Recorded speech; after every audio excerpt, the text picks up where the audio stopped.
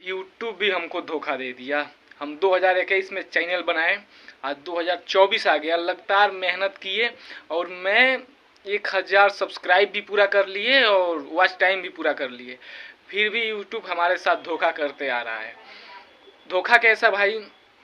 मेरा चैनल तो मोनेटाइज हुआ, मोनेटाइज होने के बाद हर वीडियो पर जो एकदम ऐसे वीडियो शूट करके हम डालते हैं उस पर भी येलो डॉलर आ जाता है। फिर येलो डॉलर आया और मतलब 6 पॉइंट कुछ डॉलर हुआ हमारे में। उसके बाद यूट्यूब फिर डिमोनेटाइज कर दिया, मतलब यूसेड कंटेंट की वजह से। फिर 7 मार्च को हम किए हैं मोनेटाइज। फिर उसके बाद यूट्यूब हमारे चैनल पे हर वीडियो पे येलो डॉलर आ रहा है। अब क्या करें, जिंदगी तो खेल ही रही है, यूट्यूब भी हमारे साथ खेल रहा है। स्क्रीन पे हम दिखा रहे हैं, ये जो स्क्रीन शॉट कुछ है हमारे, मतलब 3-4 साल मेहनत करो फिर यूट्यूब तुमको धोखा देगा। तो अब क्या कर सकते हैं भाई, अच्छे वीडियो बनाते हैं, जो भी बनाते हैं 400 से ऊपर वीडियो हो गया, कोई वीडियो मेरा वायरल नहीं होता है।